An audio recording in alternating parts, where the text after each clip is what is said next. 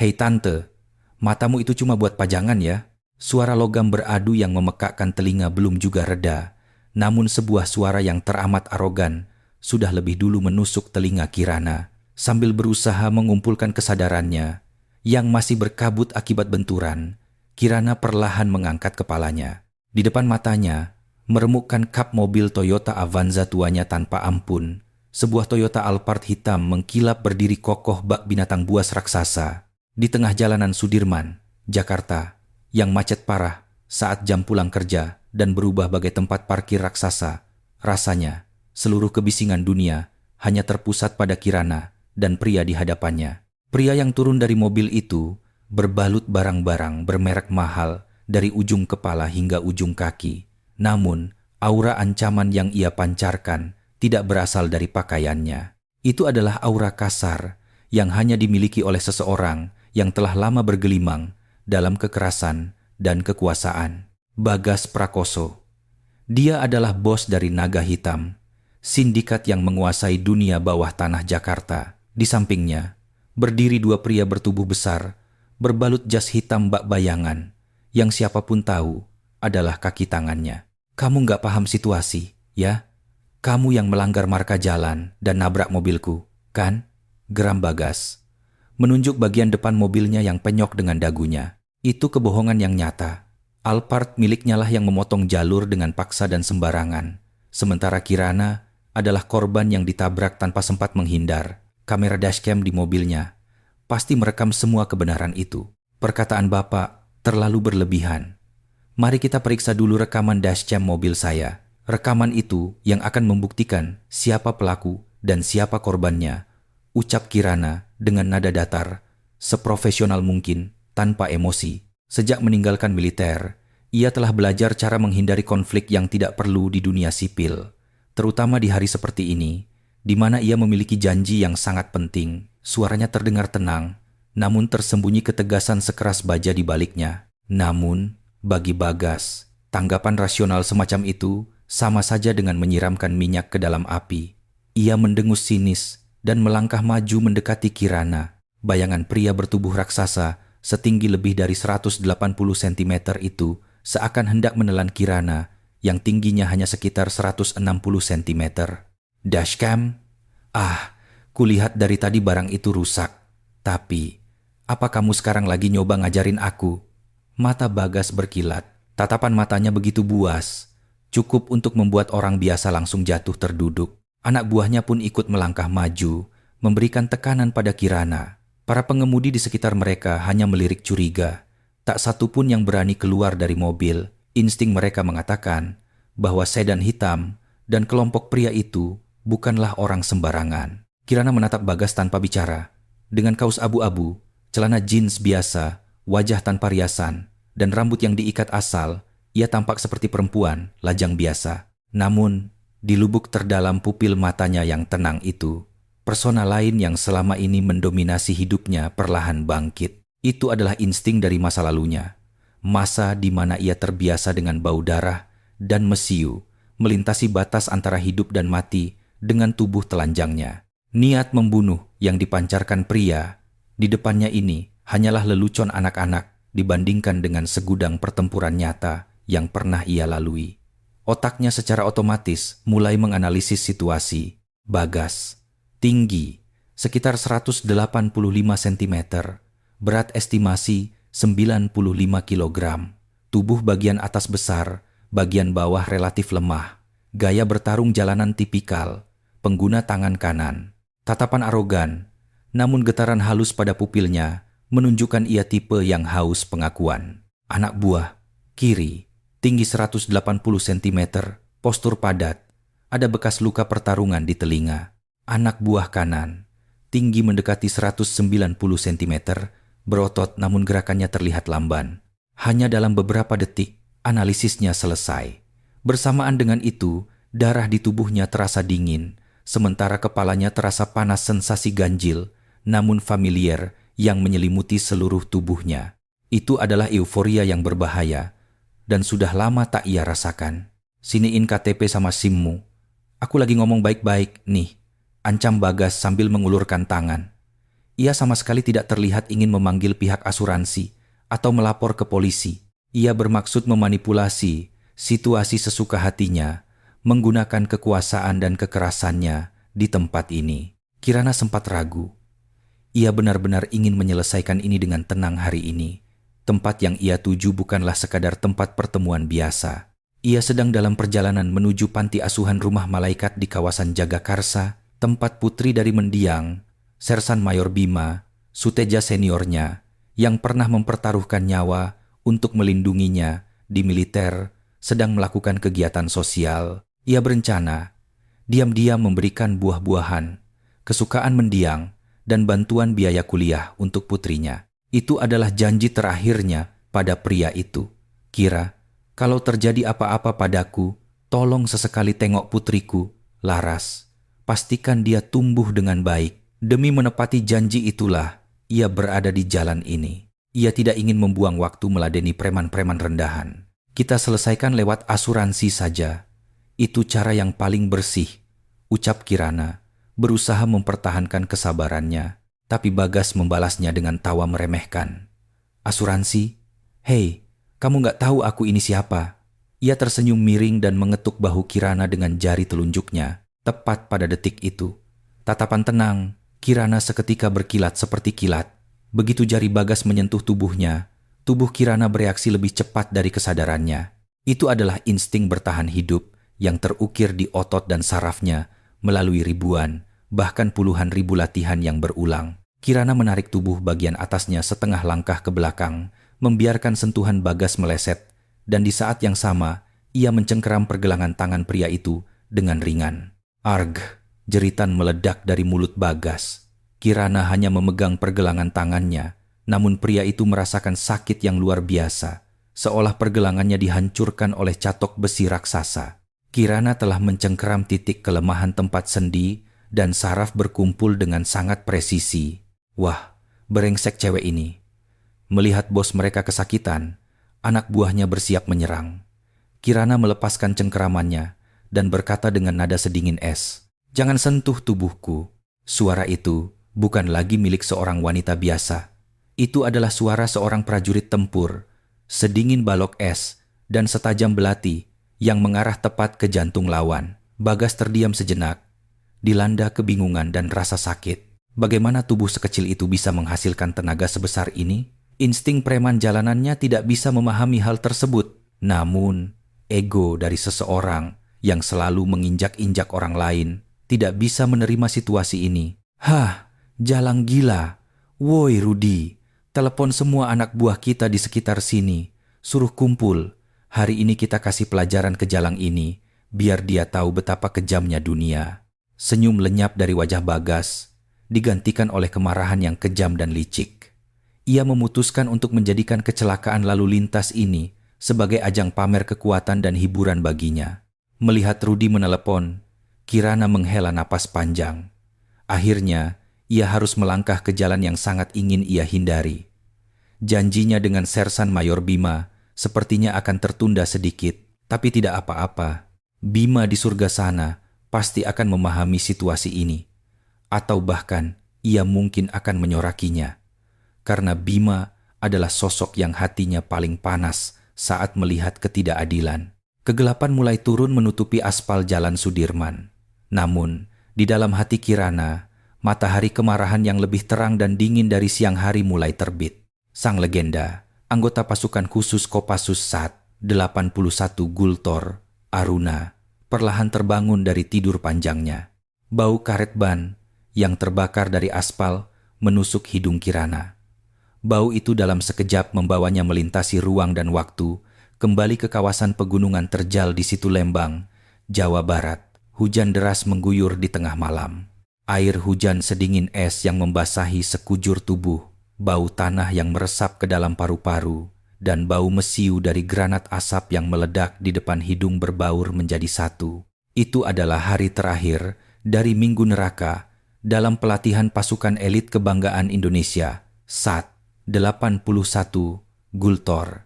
Saat itu, Sersan II Kirana Maharani yang berusia 24 tahun dipanggil dengan Sandi Aruna, Dewi Fajar. Ia adalah anggota perempuan pertama sejak unit itu didirikan, dan seorang monster pemula yang rekam jejak pelatihannya tak tertandingi oleh prajurit manapun dalam sejarah.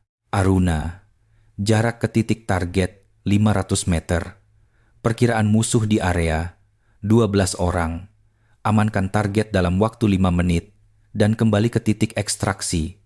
Gagal berarti mati. Ganti. Suara instruktur memecah keheningan radio. Di tengah kegelapan pekat, Kirana menahan napas. Tubuhnya sudah lama melewati batas maksimal. Otot-ototnya menjerit akibat latihan tanpa henti selama berhari-hari. Dan kurang tidur membuat pandangannya berkunang-kunang. Namun, matanya tetap berkilat dingin dan jernih seperti bintang di langit malam yang membeku. Di sampingnya, ada Sersan Mayor Bima Suteja, pemimpin tim yang sekokoh gunung. Dengan wajah basah oleh keringat dan hujan, ia menatap Kirana dan terkekeh. "Masih hidup, anak bungsu. Kalau kamu tumbang di sini, kuanggap jalan-jalanmu di Jakarta sudah tamat ya. Jangan khawatir, Ndan. Komandan kan calon bapak, bukannya komandan yang terlalu memaksakan diri. Hei, seorang ayah itu harus kuat. Nanti kalau putriku lahir, kamu harus jadi guru bela dirinya ya. Biar dia bisa jaga diri di dunia yang keras ini." Bahkan saat bertukar canda, mata dan telinga mereka tak lepas mengawasi setiap pergerakan di hutan. Itulah cara Sat 81 mempertahankan ketenangan dan solidaritas bahkan dalam situasi paling ekstrem sekalipun. Hari itu, mereka menyelesaikan misi yang nyaris mustahil. Kirana menyusup ke markas musuh bagai bayangan dan mengamankan target, sementara Sersan Bima membuka jalan keluarnya dengan tembakan perlindungan yang luar biasa. Setelah latihan selesai, saat mereka kembali ke barak dengan tubuh berlumuran lumpur, Bima menepuk bahu Kirana. "Bungsu kita memang luar biasa. Kamu harus tetap di militer dan dapatkan bintang, jenderalmu. Negara ini butuh prajurit sepertimu." Namun, janji itu tidak pernah terwujud. Beberapa tahun kemudian, Bima gugur tertembus peluru musuh dalam sebuah operasi rahasia di perbatasan. Istrinya jatuh sakit karena syok berat, dan putri kecilnya, Laras, harus berpindah-pindah dari satu kerabat ke kerabat lain. Mendengar kabar itu, Kirana tenggelam dalam duka dan keraguan mendalam. Melihat keluarga dari pahlawan yang mengorbankan nyawa untuk negara berakhir dalam kenyataan yang begitu tragis, ia mulai mempertanyakan semua yang selama ini ia yakini. Pada akhirnya, ia memutuskan untuk pensiun dini. Mitos tentang legenda Aruna pun berakhir begitu saja. Setelah pensiun, ia mengukir kata-kata terakhir Bima di dalam hatinya, melindungi Laras putrinya. Itulah satu-satunya misi dan alasan hidup yang tersisa baginya setelah meninggalkan militer. Setiap bulan, ia mengirimkan donasi secara anonim ke panti asuhan tempat Laras mengabdi. Dan setahun sekali, tepat di hari peringatan kematian Bima, ia diam-diam datang untuk meninggalkan hadiah. Ia menyembunyikan identitasnya agar Laras tidak merasa terbebani dan agar masa lalunya tidak mengganggu gadis itu. "Heh tante, kamu ngacangin aku!" teriakan Bagas menarik Kirana kembali ke dunia nyata. Entah sejak kapan, beberapa sedan hitam yang ditumpangi anak buahnya telah menutupi jalan. Belasan pria berjas hitam turun dari mobil dan mengepung Avanza tua Kirana dengan ekspresi mengancam. Jika itu orang biasa, mereka mungkin sudah pingsan, ketakutan. Namun di mata Kirana, orang-orang itu hanyalah deretan angka, 12 orang. Tidak bersenjata api, sebagian besar hanya mengandalkan postur tubuh, gerombolan tidak terlatih.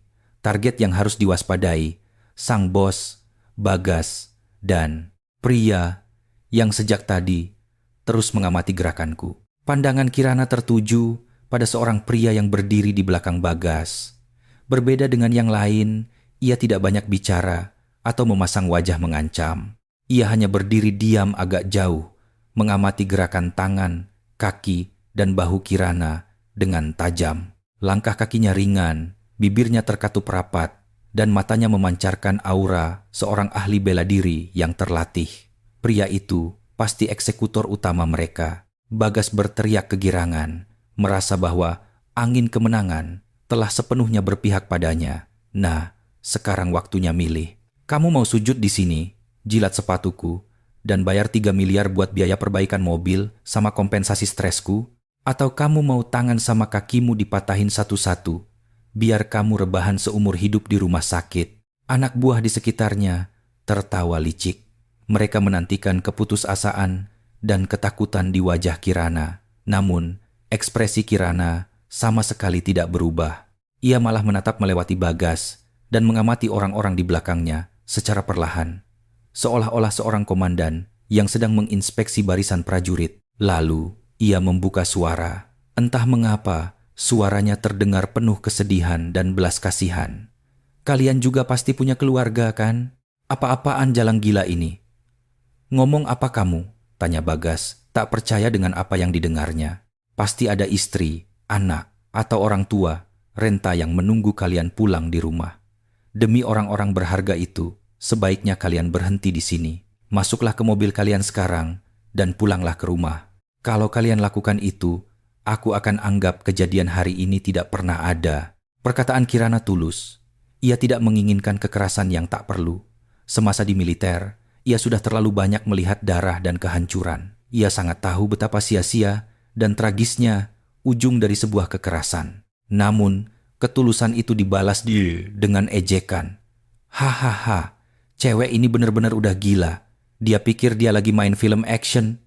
Rudy robek mulutnya mendengar perintah Bagas, pria bermata tajam yang sejak tadi mengamati Kirana melangkah maju. Dialah Rudy. Bos, biar saya yang urus perempuan ini. Rudy membunyikan buku-buku jarinya. Ia ingin masalah ini cepat selesai. Walaupun tatapan perempuan itu entah mengapa sedikit mengganggunya, ia tak bisa membiarkan harga diri kelompoknya jatuh hanya karena satu perempuan. Rudy berjalan perlahan mendekati Kirana. Langkahnya tak bercelah, seperti binatang buas yang mendekati mangsa. Kirana memejamkan mata untuk terakhir kalinya. Wajah Sersan Mayor Bima kembali melintas di benaknya. Tawa lepasnya dan kata-kata terakhirnya. Kekuatan yang kita miliki bukan untuk menindas yang lemah, tapi untuk melindungi apa yang harus dilindungi. Jangan lupa itu, Kira. Siap, Komandan. Saya tidak pernah lupa. Saat Kirana membuka matanya kembali, tatapannya telah berubah total. Jejak wanita biasa telah sirna tanpa sisa. Yang ada hanyalah kilat dingin tanpa ampun dari seorang agen operasi khusus elit, Aruna, yang sedang berhadapan dengan musuh. Ia teringat laras, gadis kecil lugu yang pasti sedang menunggunya di panti asuhan di Jagakarsa, dan ia teringat janjinya pada mendiang rekan seperjuangannya untuk melindungi gadis itu. Pertarungan ini tak bisa dihindari. Kalau begitu, harus diakhiri dengan sangat cepat dan sempurna. Baiklah, ayo kita mulai. Senyum tipis tersungging di bibir Kirana. Itu adalah senyuman mengerikan namun indah dari predator puncak tepat sebelum memulai perburuannya. Udara malam di Sudirman terasa membeku. Mas, kamu baru saja melakukan kesalahan yang sangat besar. Kesalahan yang tidak akan sanggup kamu tanggung. Peringatan pelan dari Kirana seolah menguap begitu saja tertelan hiruk-pikuk jalan Sudirman. Namun, di telinga Rudy yang berdiri paling dekat dengannya, kata-kata itu menyambar bak petir. Tiba-tiba saja ia dilingkupi sensasi aneh yang membuat bulu kuduknya berdiri. Suara perempuan itu. Dari mana asalnya kepercayaan diri mutlak yang tersembunyi di balik ketenangan itu? Berisik. Siap-siap mati kamu, teriak Rudy kasar, berusaha menepis kegelisahannya, lalu menerjang Kirana. Tinju yang telah diasah melalui pertarungan jalanan bertahun-tahun itu melesat membelah angin, mengarah tepat ke wajah Kirana. Di dalam sindikatnya, hampir tidak ada yang bisa menghindari tinjunya. Ia berniat mengakhiri pertarungan dalam satu pukulan. Namun, tinjunya hanya mengenai udara kosong. Kirana hanya menarik tubuhnya sedikit ke belakang. Seperti sedang menari, ia menetralisir serangan Rudy dengan pergerakan yang sangat minim. Gerakannya begitu halus dan luwes, sehingga Rudy merasa seolah-olah tinjunya memang diarahkan ke tempat yang salah sejak awal. Melihat serangan pertamanya meleset, Rudy tak panik dan langsung memutar poros tubuhnya untuk melayangkan tendangan memutar, spinning kick. Namun, itu pun gagal menyentuh tubuh Kirana. Alih-alih mundur, Kirana justru maju masuk ke dalam jangkauan Rudy, menghindar dari radius serangannya. Dan di saat Rudi hendak menarik kembali kakinya, tangan Kirana bergerak secepat kilat. Bukan tebasan tangan, bukan pula kepalan tinju. Jari-jarinya yang terbuka dengan rileks menekan ringan pembuluh darah dan saraf femoral di bagian dalam paha Rudi. Ah! Rudi bahkan tak sempat menjerit. Rasa sakit luar biasa, bagai kelumpuhan merambat ke seluruh pahanya, membuat kakinya lemas dan tubuhnya terhuyung. Rasanya seperti tersengat listrik bertegangan tinggi. Ia buru-buru melangkah mundur, menjaga jarak dari Kirana. Tanpa disadarinya, keringat dingin telah mengucur deras di dahinya. Siapa sebenarnya perempuan ini? Senyum di wajah Bagas, dan anak buahnya menguap seketika. Mereka menatap tak percaya. Rudi, orang nomor 2 sekaligus petarung terbaik di kelompok mereka, tak mampu melayangkan satupun serangan telak dan malah kesakitan hanya dengan satu sentuhan dari perempuan bertubuh kecil itu. Menyadari situasi mulai tak terkendali, beberapa anak buah yang mengelilingi mereka mulai merogoh saku dan mengeluarkan sesuatu. Tongkat baton taktis. Bunyi gesekan logam bergemerincing saat tongkat hitam itu memanjang dengan mengancam. Itu adalah senjata andalan mereka untuk menghindari masalah jika polisi datang, alih-alih menggunakan pisau atau senjata api. Maju semuanya! Bikin perempuan ini remuk hari ini juga, teriak Bagas yang harga dirinya telah hancur lebur. Atas perintahnya, 5 atau 6 pria bersenjata tongkat baton langsung menerjang Kirana bersamaan. Mereka terbiasa dengan teknik pengeroyokan untuk melumpuhkan satu orang di ruang sempit. Bagi orang biasa, itu adalah serangan mematikan dan licik yang tak mungkin dihindari. Tapi lawan mereka bukanlah orang biasa. Mata Kirana berkilat dingin. Pandangannya bekerja, layaknya layar simulasi komputer canggih, menghitung dengan akurat gerakan, kecepatan, sudut serangan, dan celah dari musuh yang datang menerjang. Serangan pertama datang dari sebelah kanan, mengincar kepalanya. Alih-alih menunduk, Kirana menggunakan kaki kirinya sebagai poros, memutar tubuhnya dan menyusup ke bagian dalam pertahanan pria itu. Memanfaatkan gaya sentrifugal dari putarannya, ia mendaratkan sikunya tepat di ulu hati pria tersebut. Pria itu tumbang dengan napas tercekat tanpa sempat menjerit. Di saat yang sama, tongkat lain melayang dari arah punggungnya.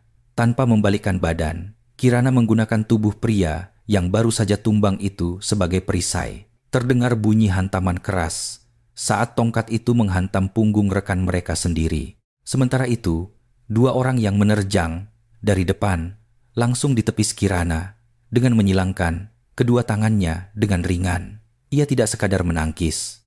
Sambil menepis tongkat itu, ia memelintir sendi pergelangan tangan mereka hingga senjata mereka terlepas.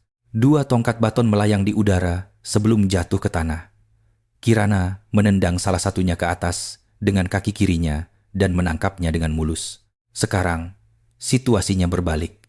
Gerakan Kirana setelah memegang tongkat baton menjadi jauh lebih mematikan dan ringkas. Ia mempraktikkan teknik pertarungan jarak dekat, Shekyushe, dan bela diri tongkat yang telah ia asah ribuan kali di militer.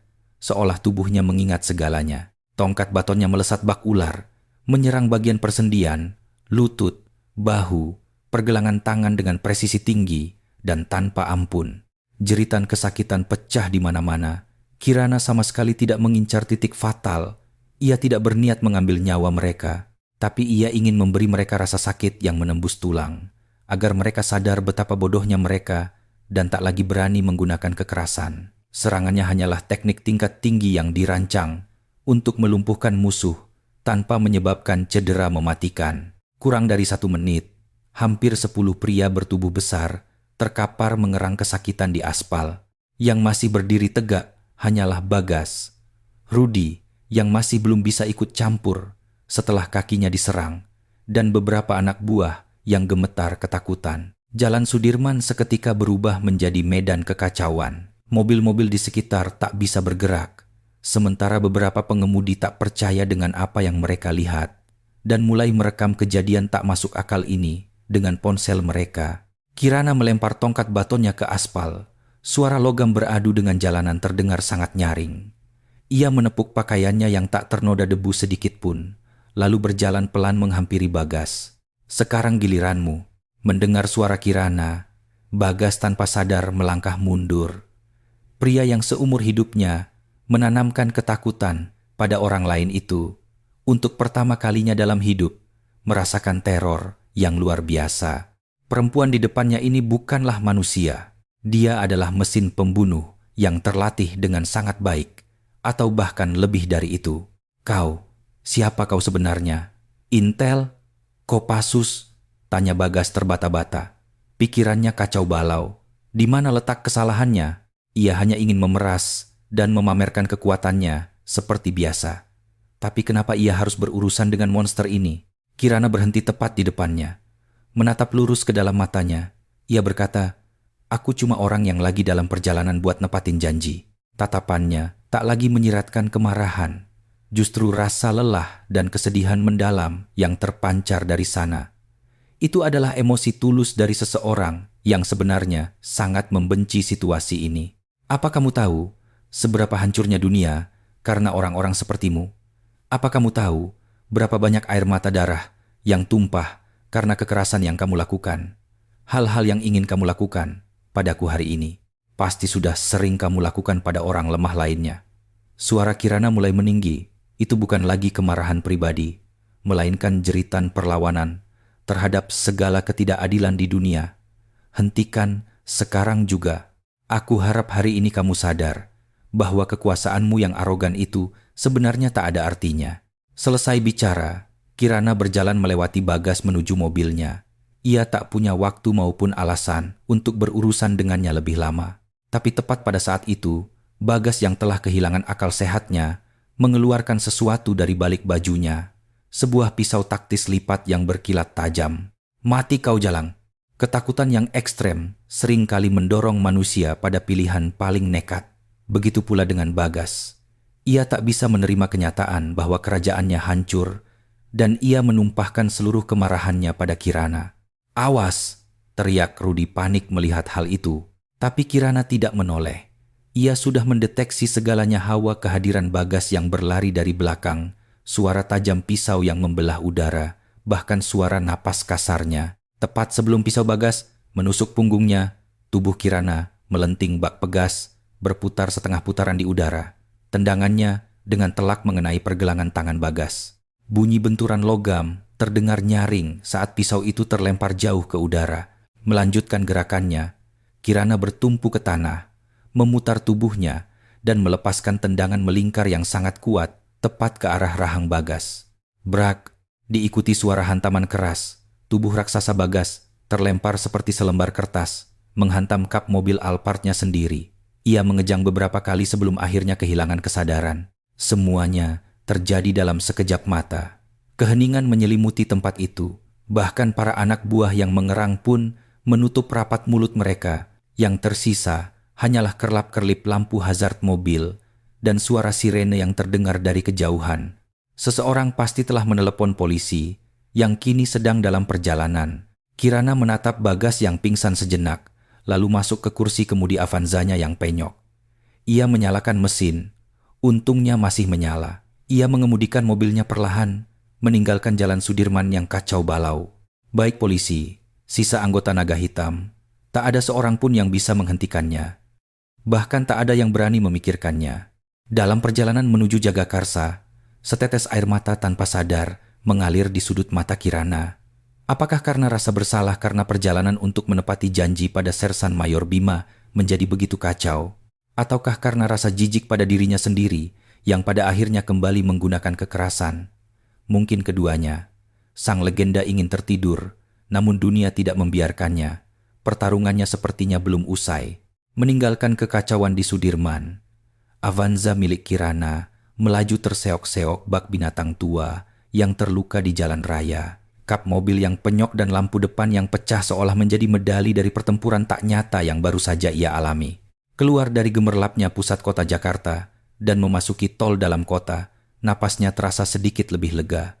Di atas riaknya air hitam sungai Ciliwung, pantulan lampu-lampu kota menari-nari. Sambil memandangi pemandangan itu dalam diam, telinga Kirana masih terngiang-ngiang oleh jeritan dan suara tulang yang beradu. Pada akhirnya jadi begini juga. Dulu, saat meninggalkan militer, ia telah berjanji Ia tidak akan pernah menggunakan kepalanya lagi. Ia akan hidup untuk menyelamatkan orang, bukan menggunakan keahlian untuk melukai. Namun dunia seakan mengejek tekadnya dan kembali mendorongnya ke tengah pusaran kekerasan. Tidak ada darah di tangannya, namun sensasinya masih begitu jelas. Perasaan saat tulang dan otot lawannya remuk oleh serangannya. Itu seperti karma yang harus dipikulnya seumur hidup. Mobilnya mulai memasuki jalanan menanjak dan berliku di kawasan Jagakarsa. Berbeda dengan pusat kota yang glamor, tempat ini dipenuhi rumah-rumah sederhana yang berdiri rapat, sebuah lingkungan yang terasa hangat dan merakyat. Di tempat tertinggi di bukit itu, di mana pemandangan lampu malam terbentang bagai lukisan, berdiri tujuan, akhirnya, panti asuhan Rumah Malaikat. Menghentikan mobil di depan panti yang tua namun terawat rapi itu, Kirana sejenak ragu mematikan mesin. Dengan penampilannya yang seperti ini, yang seakan menyebarkan bau mesiu, alih-alih bau darah, pantaskah ia masuk ke tempat anak-anak suci itu berada? Pantaskah ia bertatap muka dengan Laras, putri Sersan Mayor Bima? Ia melihat pantulan wajahnya di kaca spion. Wajah tanpa riasannya tampak kelelahan, namun matanya memancarkan kilat dingin yang ganjil dan tajam. Ia tidak menyukai tatapan itu. Ia menutupi wajahnya dengan kedua tangan dan menghela napas panjang. Ia harus kembali menjadi Kirana Maharani yang biasa. Agen khusus Aruna tidak pantas berada di sini. Setelah menatap perasaannya, ia keluar dari mobil. Ia mengeluarkan parsel buah-buahan dan sebuah amplop uang dari bagasi yang sudah ia siapkan sebelumnya. Buah-buahan itu adalah kesukaan mendiang Sersan Bima, sementara amplop itu berisi buku tabungan beasiswa atas nama Laras dan sejumlah uang tunai untuk biaya operasional panti asuhan. Seperti biasa, ia berencana hanya mengantarkan barang-barang itu secara diam-diam, layaknya donatur anonim, lalu pulang. Begitu melangkah ke halaman panti, suara tawa riang anak-anak yang telah selesai makan malam menyambutnya. Di sekitar perosotan dan ayunan usang, anak-anak berlarian dengan riang. Hanya dengan melihat pemandangan itu, hati Kirana yang tadinya membeku terasa sedikit mencair. Permisi, cari siapa ya? Saat itu, sebuah suara bening terdengar dari arah belakang. Kirana berbalik perlahan. Di sana berdiri seorang gadis berusia awal 20-an dengan penampilan yang rapi dan lembut. Gadis berbaju blus putih dan rok panjang itu sangat cocok dengan atmosfer panti asuhan ini, dan wajahnya, terutama bentuk matanya yang bersinar ramah, sangat mirip dengan seseorang yang terpatri dalam ingatan Kirana. Laras? Kirana menyebut nama gadis itu tanpa sadar. Iya, betul. Kakak siapa? Tanya Laras dengan sedikit waspada. Kirana sempat panik. Biasanya Laras berada di dalam ruangan, dan ia hanya akan menitipkan barang pada suster kepala secara diam-diam. Ia tidak menyangka Laras sedang berada di luar bersama anak-anak hari ini. Ah, saya. Orang yang memberikan sedikit donasi bulanan untuk panti asuhan ini. Saya cuma mampir sebentar untuk menyerahkan titipan buat suster kepala. Saya dengar Laras mengabdi di sini, tapi nggak nyangka bakal ketemu langsung. Ucap Kirana berbohong sambil tersenyum selembut mungkin. Ia tak ingin mengungkap bahwa dialah sang donatur anonim. Cukup melihat Laras tumbuh dengan baik, dari jauh sudah lebih dari cukup. Ah, kakak ini kakak asuh itu ya? Mata Laras membulat. Begitulah panti asuhan menyebut eksistensi Kirana, seorang donatur anonim yang secara konsisten mengirimkan bantuan selama hampir 10 tahun tanpa pernah menampakkan diri. Laras selalu penasaran dan bersyukur atas kehadirannya. Kakak asuh, rasanya terlalu berlebihan. Ini cuma bantuan kecil, sangkal Kirana sambil mengulurkan barang bawaannya. Tolong sampaikan ini ke suster kepala. Dan buah-buahannya, tolong bagikan ke anak-anak. Tunggu sebentar, masa kakak langsung pulang? Ayo masuk dulu, minum teh. Suster kepala, saya, dan anak-anak sangat ingin berterima kasih langsung pada kakak. Laras menahan lengan Kirana. Kehangatan yang mengalir dari tangan kecil itu membuat Kirana tak tega untuk menepisnya. Akhirnya, didorong oleh Laras, Kirana melangkahkan kakinya ke dalam bangunan panti yang belum pernah ia masuki. Duduk berhadapan di ruang tamu kecil sambil menyeruput teh, melati hangat buatan Laras, Kirana tak bisa menyembunyikan rasa canggungnya.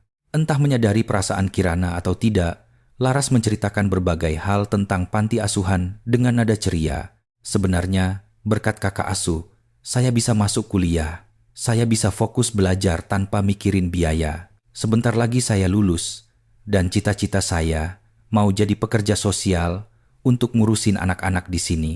Saya mau membagikan kesempatan yang udah Kakak kasih ke saya buat anak-anak lain, ucap Laras sambil tersenyum malu. Dalam senyuman itu, wajah Sersan Mayor Bima kembali terbayang. Hati Kirana mendadak terasa sesak terharu. Kalau saja Sersan Bima masih hidup, betapa bahagianya ia melihat putrinya tumbuh menjadi gadis sebaik ini. Pikiran yang sangat mulia. Kamu pasti akan jadi pekerja sosial yang hebat, ucap Kirana. Ngomong-ngomong, aku kira kakak asuh itu, bapak-bapak tua, ternyata kakak perempuan yang cantik. Aku selalu ngebayangin orangnya kayak gimana, dan aku kaget kakak ternyata semuda ini. Mendengar pujian Laras, Kirana tertawa canggung dan kembali meminum tehnya. Tepat pada saat itu, sebuah foto hitam putih usang yang dipajang di dinding ruang tamu menarik perhatian Kirana. Itu adalah foto masa muda Sersan Mayor Bima berseragam loreng, tersenyum cerah. Di sampingnya berdiri istrinya dengan tersipu. Itu ayah saya. Beliau meninggal waktu saya masih sangat kecil, jadi saya jujur nggak terlalu ingat. Tapi ibu selalu bilang, ayah adalah orang yang paling berani dan hangat di dunia. Laras menjelaskan foto itu karena menyadari arah pandangan Kirana. Iya, beliau pasti orang yang sangat luar biasa. Suara Kirana sedikit bergetar. Apa? Kakak kenal ayah saya? Laras membelalak kaget. Kirana buru-buru menggeleng. Oh, enggak. Cuma dari fotonya saja sudah kelihatan. Kalau beliau pasti orang yang sangat baik. Baru saja ia berpikir telah melewati krisis. Layar ponsel Laras yang tergeletak di atas meja menyala, memunculkan notifikasi berita terkini. Breaking news. Tawuran massal melibatkan sindikat preman di tengah jalan Sudirman. Polisi buru tersangka utama. Laras, tanpa sadar meraih ponselnya, jantung Kirana terasa mencelus. Artikel itu memuat foto lokasi yang diburamkan, dengan narasi menyesatkan bahwa beberapa pengusaha baik-baik diserang secara membabi buta oleh seorang wanita tak dikenal. Jelas sekali, naga hitam telah menyuap media. Ya ampun, ngeri banget. Kok bisa ada kejadian kayak gini di tengah Jakarta? Masa ia perempuan sendirian bisa bikin laki-laki berbadan besar kayak gitu? Nggak masuk akal, gumam Laras sambil menggelengkan kepala. Kirana tak bisa berkata apa-apa. Hasil dari apa yang baru saja ia lakukan kini dibicarakan sebagai kejahatan yang menakutkan oleh gadis yang paling ingin ia lindungi di dalam ruang yang sangat damai ini. Sungguh ironi yang luar biasa. Zaman sekarang makin seram, Kak. Kakak juga harus hati-hati kalau pulang malam. Laras menasihati dengan penuh kekhawatiran. Kirana hanya bisa tersenyum tipis meresponsnya. Setelah selesai minum teh, Laras mengantar Kirana hingga ke pintu depan dan terus menunduk mengucapkan terima kasih. Sekali lagi, terima kasih banyak untuk hari ini, Kak. Hati-hati di jalan. Kirana mengangguk tanpa bicara dan masuk ke dalam mobil. Sampai mobilnya menjauh menuruni bukit, Laras masih terus melambaikan tangan dari tempatnya berdiri. Kembali sendirian di dalam mobil, Kirana mencengkeram setir erat-erat, tenggelam dalam pikirannya. Kejadian malam ini tak akan berakhir sebagai perselisihan lalu lintas biasa. Bagas dan naga hitam pasti akan mencarinya. Ia telah merusak harga diri dan bisnis mereka dengan sangat parah. Pembalasan dendam sudah bisa dipastikan. Masalahnya, pembalasan itu mungkin tak hanya mengarah padanya. Bagaimana jika mereka menyelidiki latar belakangnya dan mengetahui keberadaan panti asuhan Rumah Malaikat dan Laras? Membayangkannya saja membuat bulu kuduknya berdiri. Janjinya pada Sersan Mayor Bima bukanlah sekadar memastikan Laras tumbuh dengan baik. Ia harus memastikan nyawa dan kehidupan anak itu berlanjut dengan damai, tanpa ancaman dari siapapun. Jangan khawatir, Komandan, gumam Kirana pelan sambil menatap lampu-lampu malam kota Jakarta. Laras dan anak-anak itu akan aku lindungi dengan nyawaku. Matanya kembali berkilat dingin. Ia tak akan lagi ragu atau bersembunyi. Ia harus bersiap menghadapi badai yang akan datang secara langsung. Mungkin serangan mendadak adalah solusi terbaik. Sebelum naga hitam menemukannya, ia harus menusuk jantung mereka terlebih dahulu. Sang legenda kini memutuskan untuk memulai pertempuran demi melindungi. Ia bersumpah tak akan lagi bersembunyi di balik bayang-bayang masa lalu. Di salah satu rumah sakit paling mewah di Pondok Indah, Di dalam kamar VVIP yang paling mahal, pemandangan malam kota Jakarta terpampang indah di luar jendela. Namun, udara di dalam ruangan itu terasa lebih dingin dan berat daripada ruang bawah tanah. Bagas, yang berbaring di atas ranjang, membuka matanya sambil mengerang. Ingatan terakhirnya adalah kaki perempuan itu yang melesat ke arahnya, disusul dengan benturan keras seolah dunia terbalik. Tanpa sadar, ia meraba rahangnya. Rahang yang diperban itu ternyata mengalami sedikit retak. Begitulah diagnosis dokter. Bukan hanya itu, seluruh otot di tubuhnya berdenyut sakit seolah baru saja dipukuli habis-habisan. Bos, sudah sadar. Melihat atasannya terbangun, Rudi buru-buru menghampiri. Salah satu lengannya juga digips. Anak buah lainnya berdiri menunduk di sudut ruangan. Semuanya mengalami cedera, baik ringan maupun berat, tampak layaknya prajurit yang kalah perang. Jalang itu. Hal pertama yang dicari Bagas adalah Kirana. Tidak ada setitik pun kewarasan di matanya. Yang tersisa hanyalah rasa malu, amarah, dan niat membunuh yang menggebu. Kami kehilangan jejaknya. Dia kabur pakai mobilnya tepat sebelum polisi datang. Kami sudah melacak plat nomornya, tapi ternyata itu mobil bodong, lapor Rudi. Bagas menghantam meja di sebelah ranjangnya. Kalian ini benar-benar sekumpulan sampah. Cuma ngurusin satu perempuan saja kalian sampai hancur begini. Buat apa aku bayar kalian selama ini? Mendengar teriakan Bagas, anak buahnya semakin menundukkan kepala. Tak ada satupun yang berani membela diri. Faktanya, mereka sendiri tak punya pembelaan. Insiden ini tak bisa dijelaskan dengan logika akal sehat mereka yang telah menguasai dunia hitam selama puluhan tahun. Gerakan perempuan itu seperti melampaui batas manusia biasa. Bos, tenangkan diri Anda. Perempuan itu bukan orang sembarangan, ucap Rudi hati-hati. Seumur hidupnya, ia telah menghadapi banyak jagoan. Tapi sosok superior seperti Kirana baru pertama kali ini ia temui. Gerakannya, presisinya saat menyerang titik vital. Dan di atas segalanya, pengendalian diri yang mengerikan. Di mana ia bisa saja membunuh, namun memilih untuk hanya melumpuhkan. Itu semua bukanlah teknik petarung jalanan, melainkan teknik spesialis yang terlatih sempurna. Memangnya, kalau bukan orang sembarangan. Apa? Hantu? Cari dia. Sisir seluruh pelosok Jakarta kalau perlu. Temukan dia sebelum aku patahkan seluruh anggota tubuhnya dan ngunyah dagingnya hidup-hidup. Amarahku nggak akan reda. Kemarahan Bagas bukan semata-mata karena kekalahan. Otoritasnya, nama besarnya sebagai bos naga hitam telah tercoreng noda yang tak terhapuskan. Kejadian itu disaksikan oleh banyak pasang mata di tengah jalan Sudirman. Rumor pasti akan menyebar dengan cepat. Sindikat saingan akan menertawakannya dan mulai meragukan kepemimpinannya. Jika ia membiarkan masalah ini lewat begitu saja, posisinya akan sangat terancam. Baik, kami akan kerahkan semua jaringan informasi sindikat kita. Meski mematuhi perintah Bagas, Rudi diam-diam tenggelam dalam pikirannya sendiri. Menghadapi wanita itu secara frontal sama saja dengan bunuh diri. Mereka tak akan pernah menang adu fisik. Mereka harus mencari cara lain. Kita nggak bisa sekadar mencarinya, bos, kata Rudi dengan penuh tekad. Buat ngalahin perempuan itu, kita harus cari titik lemahnya. Orang sekuat apapun pasti punya kelemahan. Keluarga, teman, uang, apapun itu. Kita harus cari sesuatu yang bisa kita kendalikan. Mendengar kata-kata Rudi, kilatan amarah di mata Bagas perlahan mereda, digantikan oleh tatapan dingin. Akal sehatnya yang tadi tertutup emosi mulai kembali. Ya, Rudi benar. Menghadapi monster seperti itu tidak bisa dengan pertarungan terbuka. Mereka harus menggunakan cara paling licik dan kejam. Mereka harus mencekik lehernya perlahan dari titik yang paling menyakitkan baginya. Bagus, Rudi. Aku serahkan tugas itu padamu. Korek semua informasi tentang si Kirana itu. Cari tahu apa yang dia lakukan. Dari lahir sampai sekarang, siapa yang dia temui, di mana dia makan, semuanya. Dan cari apa yang paling dia hargai. Bawa ke hadapanku. Siap, bos. Sejak hari itu, jaringan informasi masif naga hitam mulai bergerak untuk mencari satu orang wanita. Pertama, mereka menyelidiki Avanza yang ditinggalkan Kirana.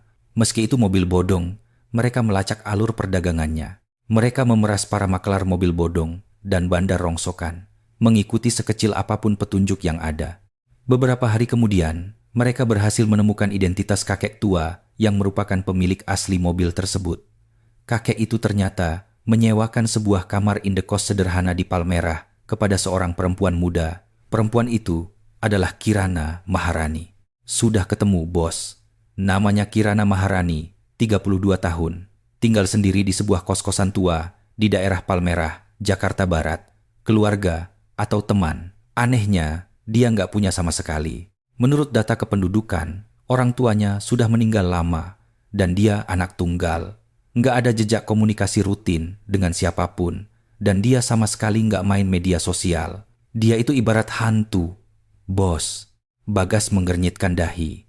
Mereka mencari kelemahan, tapi perempuan itu ternyata tak punya celah sama sekali.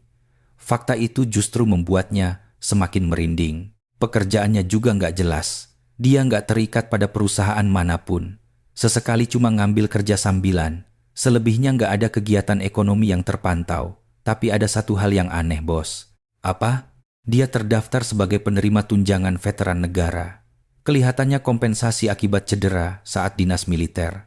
Tapi detail dinas atau unitnya berstatus rahasia militer. Jaringan informan kita nggak bisa menembus aksesnya. Militer. Tiba-tiba saja sebuah potongan puzzle menyatu di kepala Bagas. Kemampuan bertarungnya yang tidak normal itu berasal dari militer. Dan itu pasti bukan dari unit sembarangan. Terus awasi dia, 24 jam. Jangan sampai lepas sedetik pun. Laporkan semua kegiatannya. Bahkan tikus got yang keluar masuk rumahnya pun harus kalian laporkan. Pengawasan ketat terhadap Kirana pun dimulai. Anggota sindikat secara bergantian berjaga di sekitar kos-kosan Kirana dan membuntutinya kemanapun ia pergi. Namun, upaya mereka selalu gagal total. Kirana bagaikan punya mata di belakang kepalanya. Ia selalu sadar jika ada yang membuntuti. Ia sering masuk ke dalam gang-gang sempit dan rumit di pasar Palmerah, lalu menghilang tanpa jejak melalui pintu keluar yang berbeda. Atau ia naik KRL yang penuh sesak untuk mengelabui mereka. Tak ada pola dalam pergerakannya. Tujuannya pun tak bisa diprediksi. Malahan, ada beberapa insiden menegangkan, di mana anak buah yang mengawasinya hampir ketahuan. Yang dipelajari Kirana di unit pasukan khusus bukan hanya teknik bertarung, kemampuan kontraintelijen, pengawasan balik, dan teknik penyamarannya berada di tingkat dunia.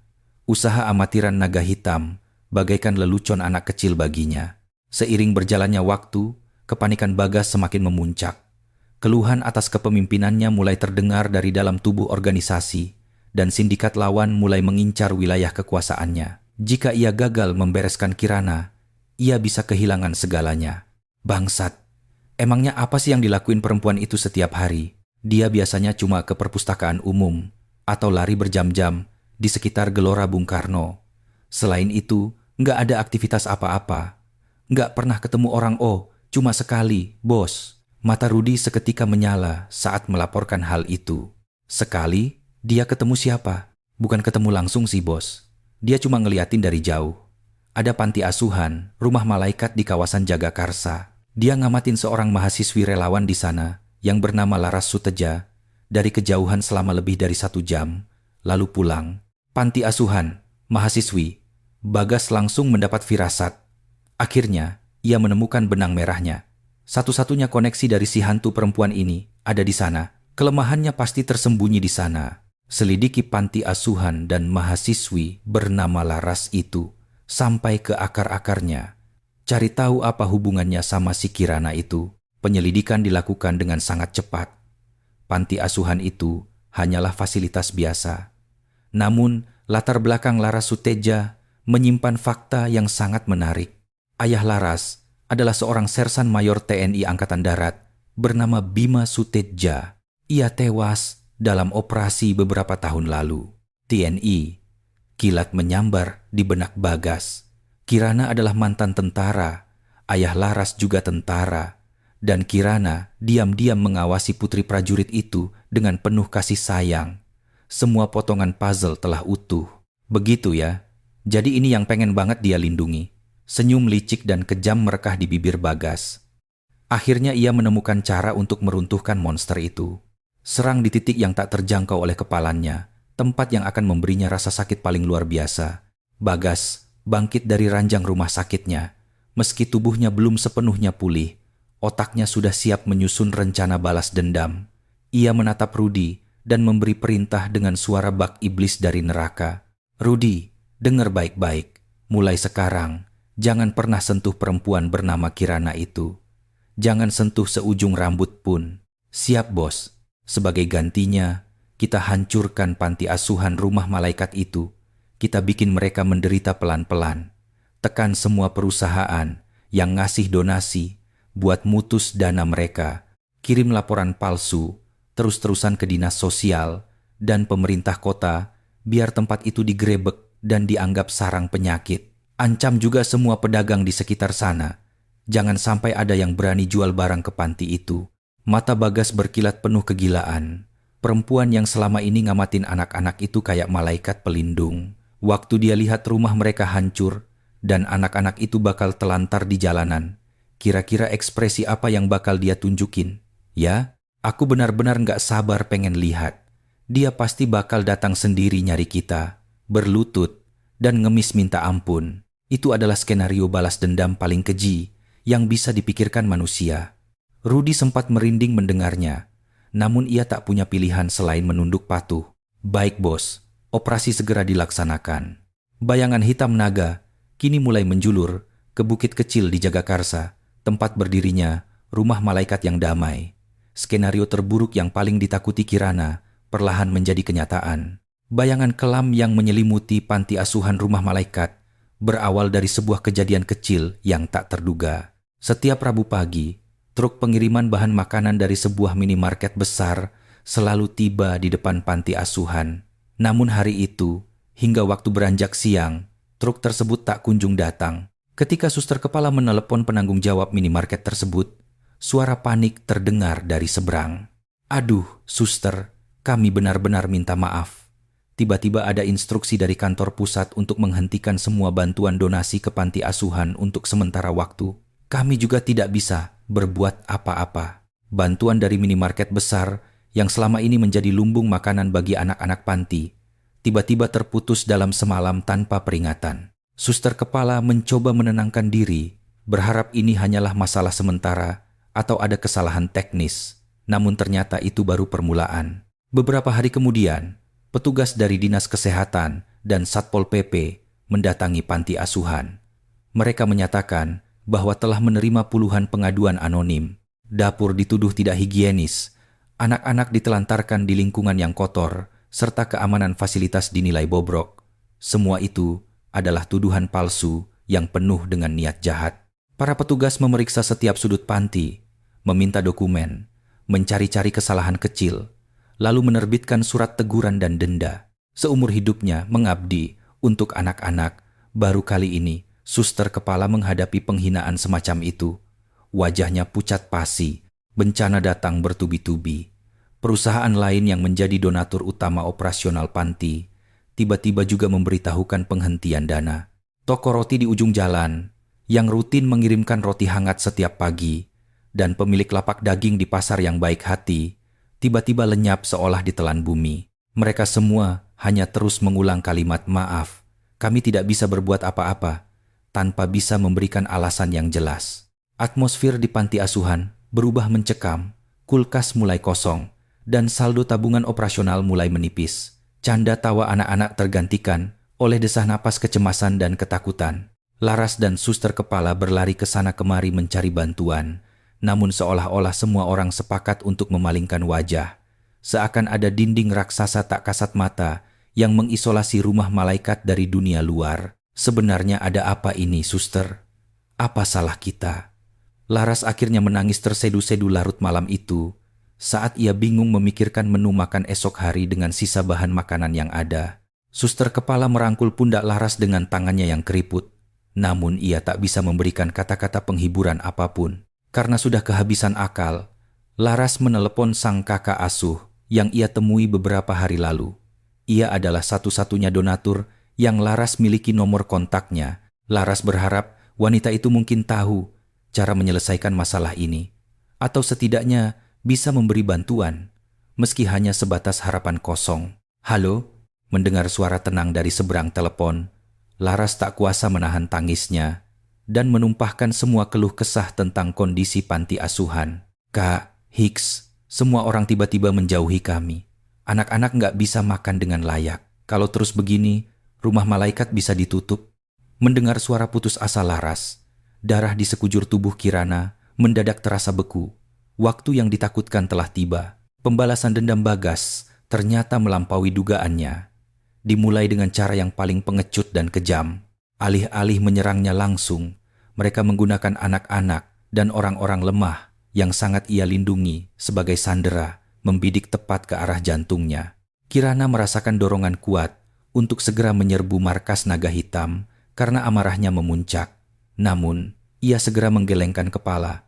Itulah yang Bagas inginkan. Jika ia menyelesaikan masalah dengan kekerasan, media bayaran mereka akan langsung menulis berita bohong tentang wanita misterius yang menggunakan panti asuhan sebagai tameng untuk memeras geng preman, dan rumah malaikat akan menanggung akibat yang tidak bisa diperbaiki. Ia tidak boleh bermain di atas papan catur mereka. Kalau begitu, aku akan melawan dengan cara mereka sendiri. Otaknya mulai bekerja lebih cepat dan lebih dingin dari sebelumnya. Kenangan masa lalu sebagai pasukan elit, merancang puluhan strategi untuk menyusup dan menghancurkan musuh di jantung pertahanan mereka, berkelebat bagai film. Musuhnya kali ini bukanlah prajurit bersenjata, melainkan jaringan gelap korupsi yang dibekingi uang dan kekuasaan di kota ini. Kirana segera mengubah kamar kos kecilnya menjadi ruang komando operasi.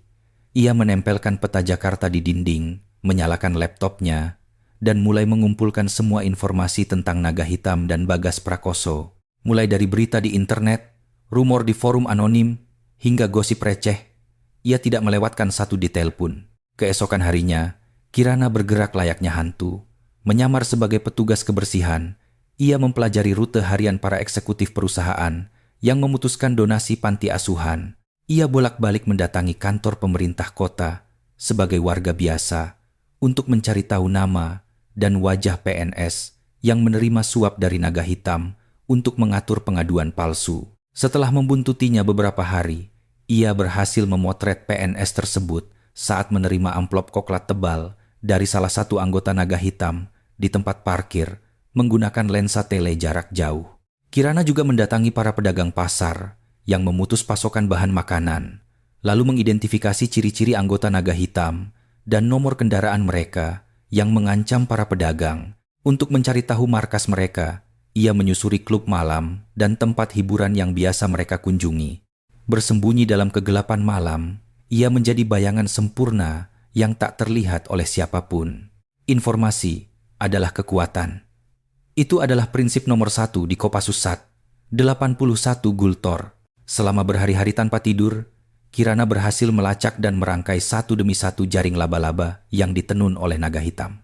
Dan akhirnya, gambar besarnya mulai terlihat. Sumber dana naga hitam, lokasi bisnis ilegal mereka, daftar pejabat dan polisi korup yang menjadi pelindung mereka, serta kelemahan Bagas yang disembunyikan. Di tangan Kirana, kini tergenggam tombak tajam yang bisa menembus jantung naga hitam, serta tali tebal yang akan mencekik leher mereka. Setelah semua persiapan selesai, pada suatu malam, Kirana berdiri di depan peta yang menempel di dinding kamarnya. Peta tersebut dipenuhi dengan puluhan tanda merah, tempat perjudian ilegal, kantor lintah darat, klub malam, hingga perusahaan cangkang yang mencuci uang naga hitam. Semuanya adalah target yang berhasil ia temukan dengan mempertaruhkan nyawa selama beberapa hari terakhir. Ini bukan lagi soal balas dendam pribadi. Ini adalah awal dari perang tanpa terlihat untuk mencabut kanker masyarakat dari akarnya. Kirana mengambil dogtag militer usang dari dalam laci dan mengalungkannya di lehernya. Pada plat logam dingin itu terukir nama Sersan Mayor Bima Suteja. Itu adalah barang peninggalannya. Kirana menggenggam dogtag tersebut dengan erat. "Komandan, apakah Anda melihat ini? Saya tidak akan lagi berdiam diri melihat putri Anda menangis di tanah yang ingin Anda lindungi." Tak ada lagi keraguan maupun kegelisahan di matanya. Yang ada hanyalah tekad baja yang bulat. "Kalian yang menginginkan perang, jadi aku akan melayani kalian. Tapi perang ini tak akan berjalan sesuai aturan kalian. Kirana mengenakan hoodie hitam yang tergeletak di meja dan menarik tudungnya hingga menutupi wajah. Lalu, ia membuka pintu dan perlahan menyatu dalam kegelapan. Waktu berburu telah tiba. Sang agen legendaris Aruna memulai operasinya sendiri untuk membersihkan kegelapan di kota ini. Malam di Jakarta tak pernah tidur, terutama di kawasan Sleepy yang sering disebut sebagai Sleepycon Valley. Gemerlap layar monitor dan hawa panas dari deretan server membuat malam terasa sepanas siang. Berbagai perusahaan rintisan dan IT berkumpul di jantung industri teknologi ini. Di lantai 11, sebuah gedung perkantoran tua di kawasan itu, tersimpan nadi utama keuangan naga hitam yang paling rahasia dan masif. Sebuah ruang server utama untuk situs judi online ilegal beromzet miliaran rupiah, beroperasi dengan kedok perusahaan bernama Istana Naga. Pukul 2 dini hari, saat seluruh pergerakan di gedung itu terhenti, Kirana yang mengenakan hoodie hitam dan menutupi wajahnya, bersembunyi dalam bayangan gedung sambil menatap lantai 11.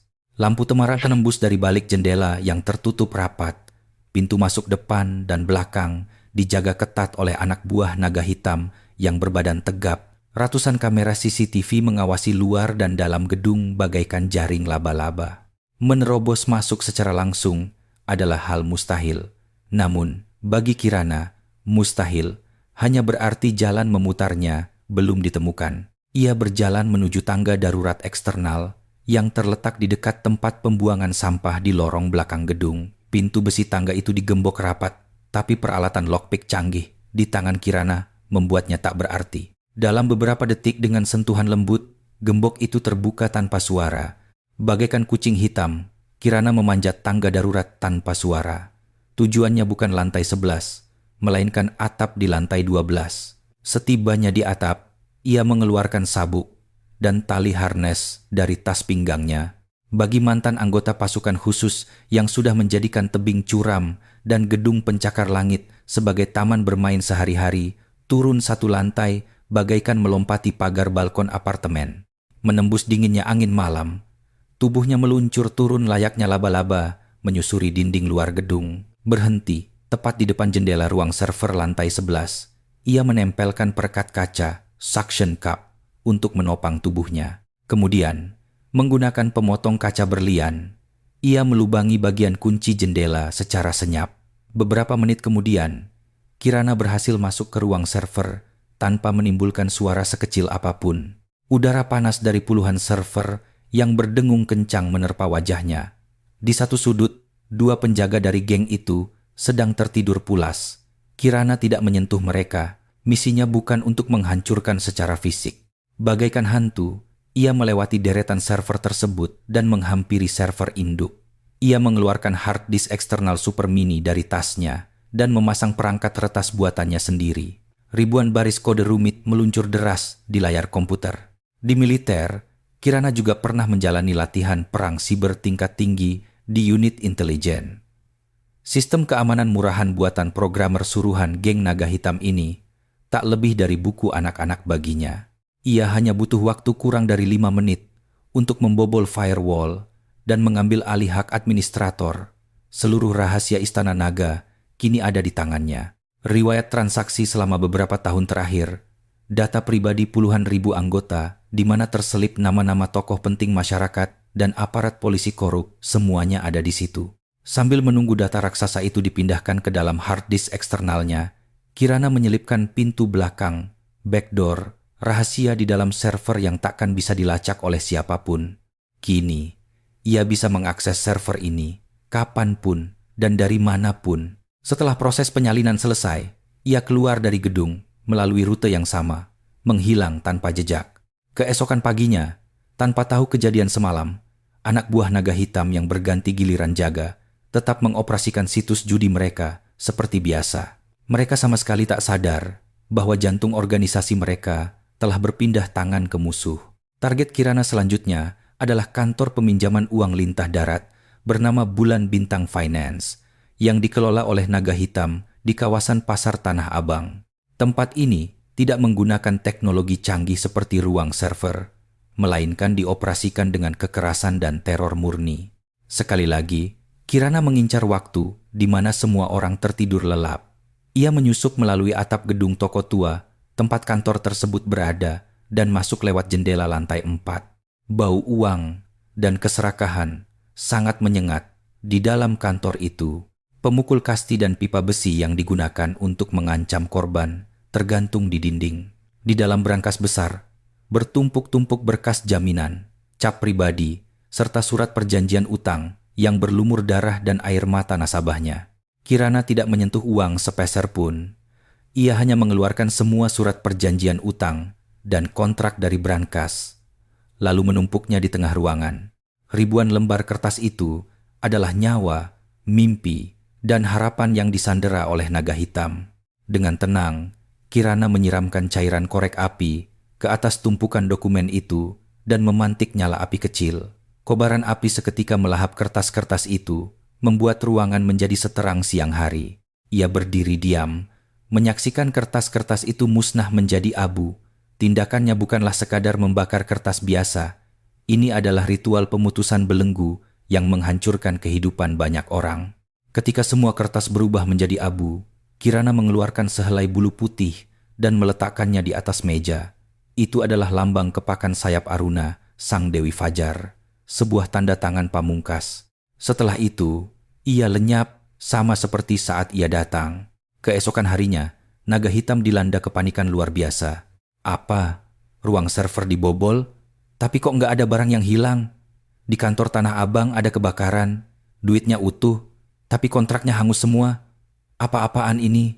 Bagas mengamuk di kamar rumah sakitnya. Sama sekali tidak ada jejak penyusupan.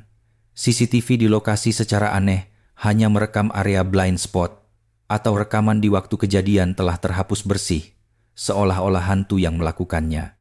Namun, Bagas punya firasat kuat. Ini pasti ulah si Kirana. Cari dia, cari si Jalang itu sekarang juga, teriaknya. Namun kegelisahannya tidak mereda. Lawan yang dihadapinya bukanlah sekadar jagoan jalanan yang hanya mengandalkan fisik.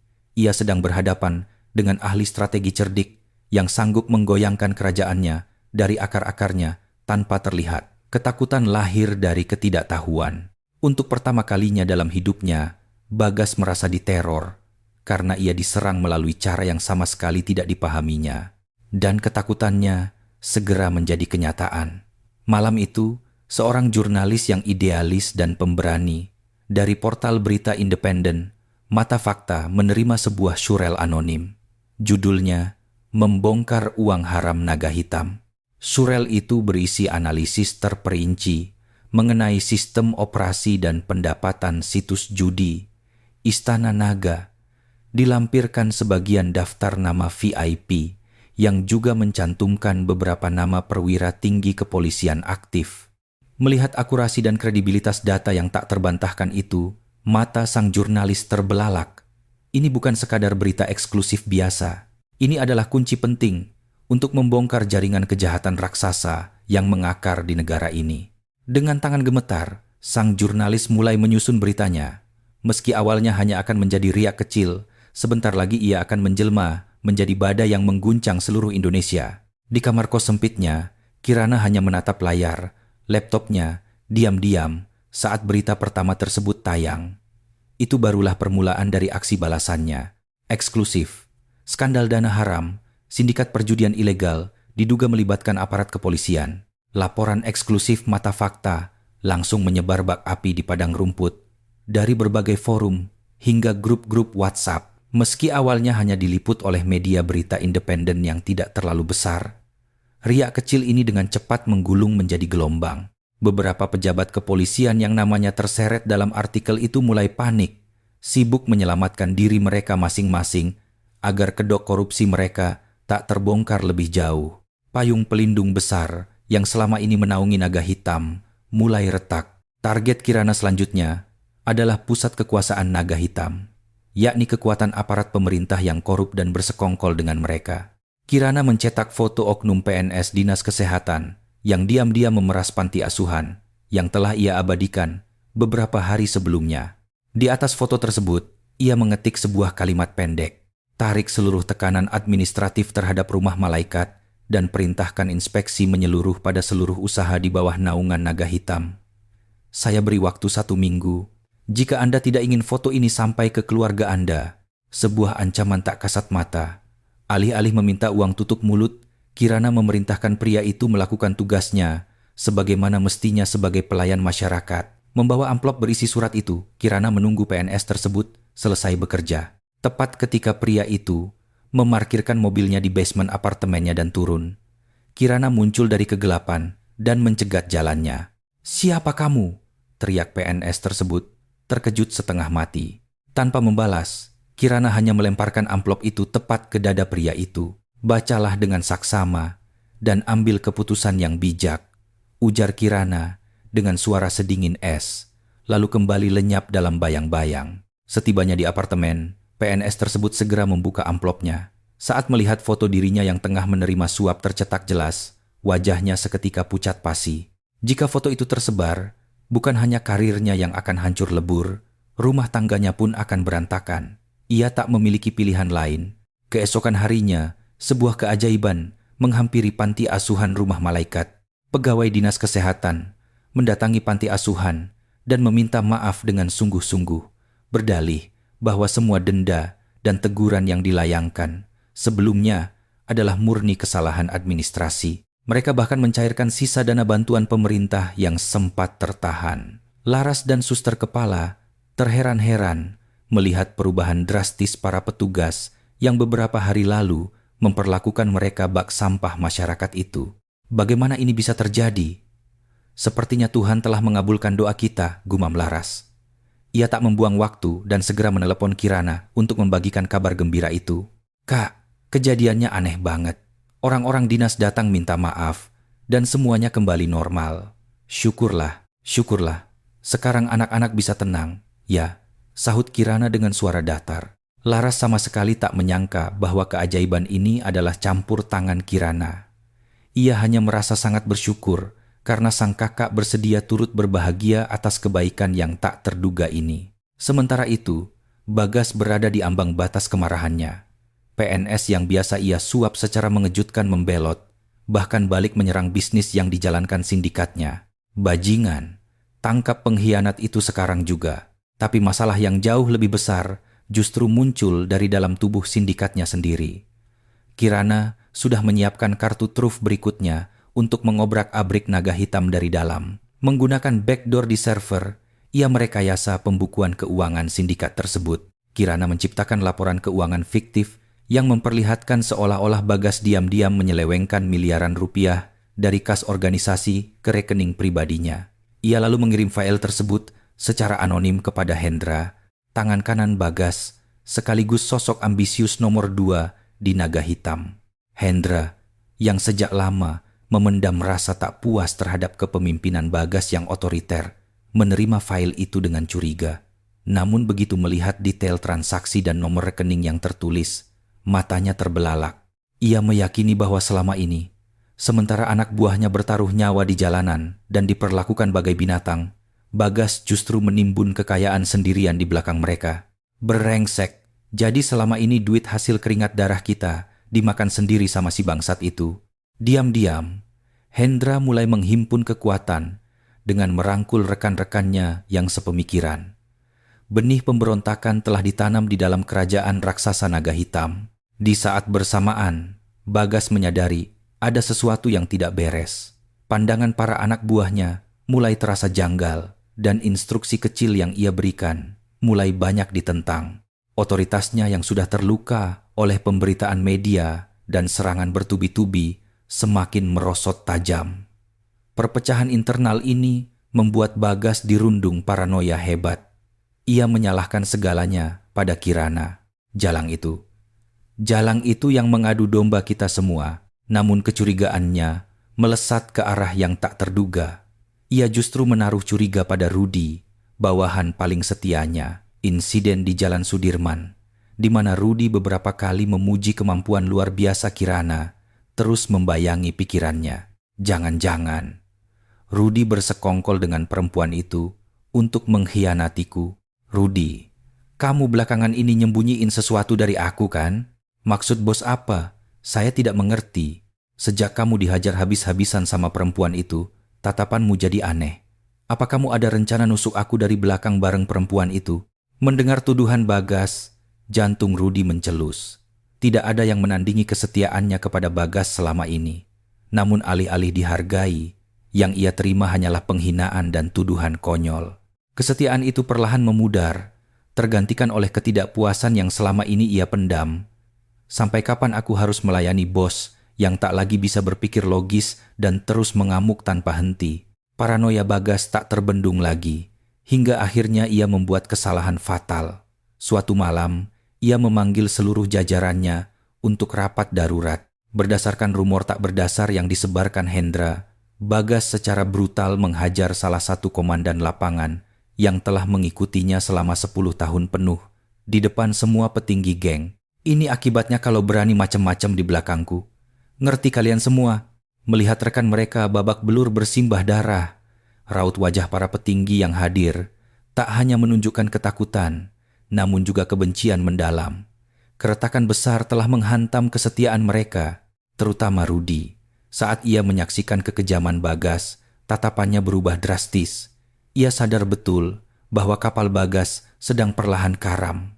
Sudah saatnya ia melompat meninggalkan kapal ini. Sementara itu, dari balik layar, Kirana memantau seluruh kekacauan itu, bagai mengawasi garis di telapak tangannya sendiri. Ia menyadap komunikasi dan meretas CCTV internal Naga Hitam untuk menonton langsung pertikaian tersebut. Naga Hitam membusuk dan hancur dari dalam lebih cepat dari yang ia bayangkan. Kini, tibalah waktunya untuk melangkah ke babak akhir. Sebuah pukulan telak yang akan mengakhiri perang membosankan ini. Kirana duduk di depan laptopnya, kembali mengirimkan surel dengan 3 penerima berbeda. Jurnalis Mata Fakta, Divisi Reserse Kriminal Khusus Polda Metro Jaya, dan terakhir, Rudi. Pelabuhan Tanjung Priok, dermaga keempat. Tumpukan kontainer tua menjulang membentuk labirin raksasa di sana. Angin laut membawa bau karat yang menyengat, sementara sesekali terdengar raungan mesin kapal selam dari kejauhan. Tak ada suara lain yang diizinkan di tempat yang terasa bagai ujung dunia ini. Disinilah Bagas Prakoso akan mempertaruhkan nyawanya yang terakhir. Sindikat Naga Hitam sedang berada di ambang kehancuran. Sumber dana telah disita dan orang-orang kepercayaannya berbalik memusuhinya. Satu-satunya jalan keluar untuk menyelamatkan dirinya adalah mengumpulkan seluruh sisa dana yang dimilikinya dan membeli narkoba selundupan dari jaringan internasional, berharap bisa menjualnya dengan harga tinggi dan melarikan diri ke luar negeri. Berapa lama lagi pihak pembeli datang? Tanya Bagas, gelisah. Kini, yang bersamanya tak lebih dari 10 pengikut setia yang menolak mengkhianatinya sampai akhir. Wajah mereka pun tak kalah cemas.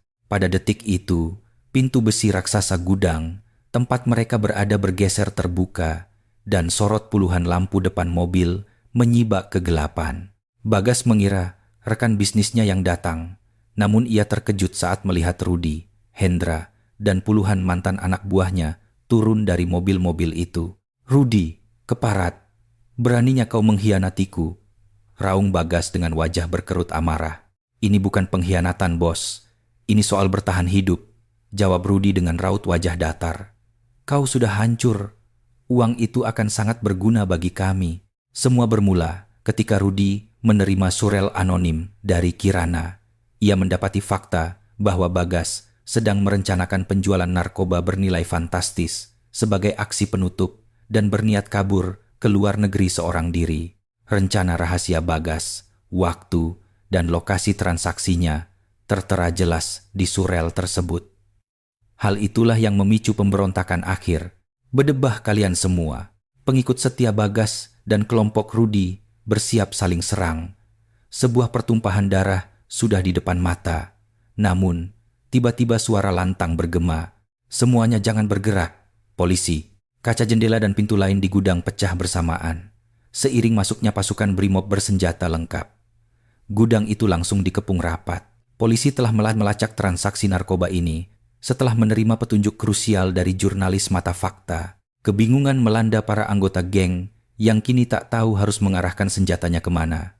Bagas dan Rudi seketika sadar bahwa mereka telah masuk ke dalam sebuah jebakan yang sangat rapi. Mereka pasrah. Pada saat yang sama, seorang sosok melangkah dengan tenang di tengah kekacauan itu. Dari balik bayangan, sosok berjubah hitam itu tak lain adalah Kirana. Ia datang dengan tangan kosong, berjalan tanpa rasa takut ke pusat arena. Kemunculannya seakan membekukan waktu. Semua mata, baik polisi maupun preman, tertuju padanya. Bahkan, pasukan Brimob terdiam sejenak menghadapi orang yang tak terduga itu. Kirana berhenti tepat di depan Bagas. "Ini semua ulahmu kan? Dasar jalang!" teriak Bagas yang telah kehilangan segalanya. Kirana menatapnya lekat-lekat dengan mata yang penuh simpati. "Sudah kubilang, kamu telah melakukan kesalahan besar yang tak akan sanggup kamu tanggung."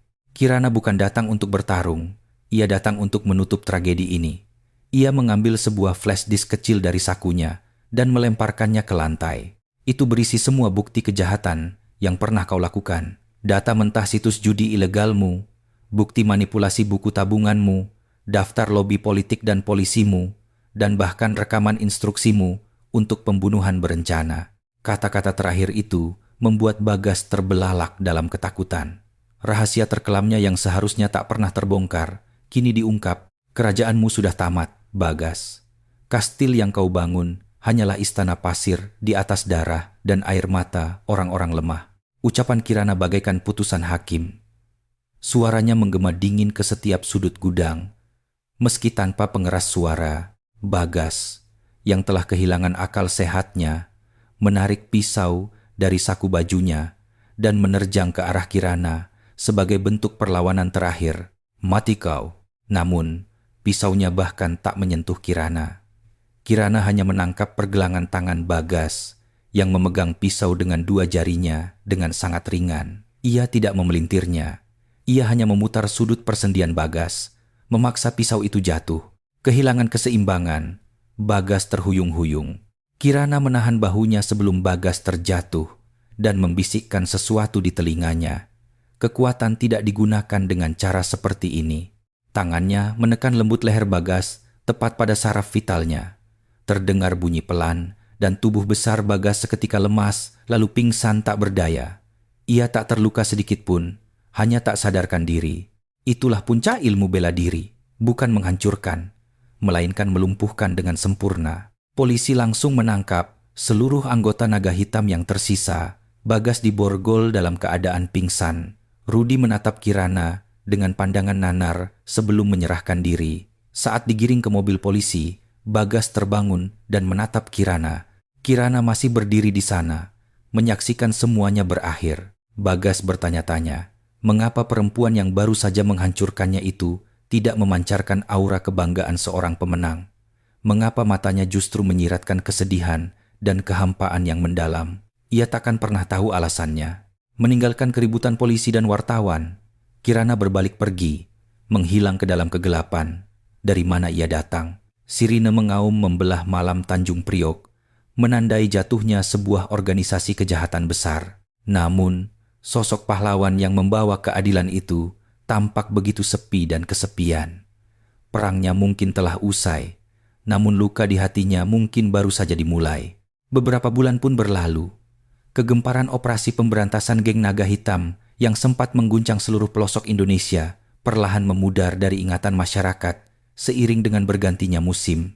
Bagas dan para pentolan utamanya telah dijatuhi hukuman berat oleh pengadilan, dan bayangan hitam yang menyelimuti kota telah bersih tak tersisa. Awalnya media sempat ramai memberitakan tentang sosok bayangan yang tiba-tiba muncul di baku tembak Tanjung Priok dan menyelesaikan semuanya sebelum menghilang tanpa jejak. Namun, identitas sang hantu tak pernah terungkap dan akhirnya tenggelam sebagai misteri. Dunia pun seolah kembali tenang. Di kawasan Jagakarsa, kehangatan kembali menyinari panti asuhan Rumah Malaikat. Setelah tekanan gaib dari naga hitam sirna, donatur kembali berdatangan, bahkan lebih antusias dari sebelumnya. Sorotan publik telah mengubah panti tersebut menjadi hunian yang layak dan kokoh bagi anak-anak untuk menggapai mimpi. Tawa ceria anak-anak yang menembus pagar dinding asuhan kembali memberikan warna dan nyawa pada lingkungan sekitarnya. Semuanya telah kembali ke tempatnya, namun waktu bagi Kirana masih terhenti pada malam kelam di Tanjung Priok. Ia kembali ke kamar kosannya yang sempit di Palmerah, menyendiri di dalam guanya. Perang memang telah usai, namun hatinya tidak merasakan kegembiraan akan kemenangan. Yang tersisa hanyalah rasa hampa yang mendalam. Berkali-kali ia merenungi apa yang telah ia perbuat. Menjadi hakim di luar batas hukum, meluluh lantakkan hidup seseorang. Apakah itu sebuah keadilan? Tak adakah cara lain yang lebih manusiawi? Malam-malam panjang, tak bisa tidur dihabiskannya dengan pertanyaan-pertanyaan tanpa jawab. Ia bahkan tidak berani lagi menginjakkan kaki di dekat rumah malaikat. Ketakutan bahwa keberadaannya justru akan mengundang bayangan gelap lain bagi Laras dan anak-anak terus menghantuinya. Ia amat sadar bahwa tangannya bagai pedang bermata dua, mampu melindungi, namun juga mematikan. Sebab itulah ia mengasingkan dirinya dari dunia luar. Mengucilkan diri diyakininya sebagai cara terbaik untuk menjaga Laras dan anak-anak panti. Sesekali, ketika rindu begitu mengiris hati, di larut malam, ia akan menumpang bus menuju kawasan Jagakarsa, berhenti di bawah bukit yang menghadap ke panti asuhan dan memandangi cahaya lampu hangat dari gedung itu cukup lama. Bayangan-bayangan mungil anak-anak yang terpantul di jendela sudah cukup menjadi penghiburan baginya. Lalu, datanglah suatu malam di penghujung musim kemarau. Seperti biasa, Kirana memarkirkan Avanza tuanya di kaki bukit dan menatap ke arah panti dalam diam. Namun, tiba-tiba matanya menangkap siluet seseorang yang menuruni bukit, berjalan menuju mobilnya. Di bawah bias cahaya lampu jalan, wajah Laras tampak begitu teduh. Bagaimana bisa dia tahu aku ada di sini? Kirana kaget dan spontan ingin sembunyi, namun sudah terlambat. Laras terus berjalan tanpa ragu dan mengetuk pelan kaca mobilnya. Jantung Kirana serasa melorot ke perut saat ia menurunkan kaca mobil. Ada apa malam-malam begini, Laras? Aku terus menunggu, Kak. Aku tahu, suatu hari nanti, Kakak pasti bakal datang ke sini. Suara Laras terdengar begitu tenang. Di tangannya, ia memegang sebuah buku saku militer yang sudah lapuk. Ini, aku temukan saat sedang membereskan barang-barang peninggalan ayah. Buku harian ayah waktu masih di militer. Lanjut Laras, membuka buku itu dan memperlihatkannya pada Kirana. Di halaman bergaris itu, tertulis kisah tentang seseorang dengan tulisan tangan yang tak beraturan. Hari ini, seorang pemula seperti monster masuk ke unit. Perempuan, tapi hasil latihannya memecahkan semua rekor. Namanya Kirana. Anak-anak yang lain sangat mewaspadainya. Tapi di mataku, dia hanyalah anak rusa yang kehilangan arah. Kira tertangkap basah, menangis lagi sendirian. Dia pura-pura menjadi orang kuat yang kejam, tapi walau luarnya sekeras baja, hatinya rapuh seperti kaca. Aku harus lebih memperhatikannya. Anak inilah yang pantas menjadi prajurit sejati. Hari ini, aku meminta Kira berjanji. Kalau aku punya anak perempuan nanti, dia harus mau jadi pelatih bela dirinya. Dia tersenyum sambil mengangguk. Entah kenapa, aku merasa ini adalah janji paling bisa diandalkan sedunia. Di dalam buku harian itu, bukan sosok Aruna yang tertulis, melainkan Kirana Maharani seutuhnya. Itu adalah catatan perjalanan seorang prajurit muda yang canggung dan rapuh, namun berjiwa tangguh. Dari kacamata Sersan Mayor Bima Suteja. Jadi itu kakak, kan? Prajurit junior kesayangan yang selalu ayah ceritakan di surat-suratnya dan semua keajaiban di rumah malaikat beberapa bulan lalu. Itu juga semua perbuatan kakak, kan? Mata Laras berkaca-kaca. Namun itu bukan tangis kekecewaan atau rasa takut. Air matanya mengalir karena haru, penyesalan, rasa syukur, dan empati yang bercampur jadi satu. Kirana terdiam. Rahasia yang selama ini ia jaga mati-matian, bayang-bayang masa lalu yang mengikat batinnya.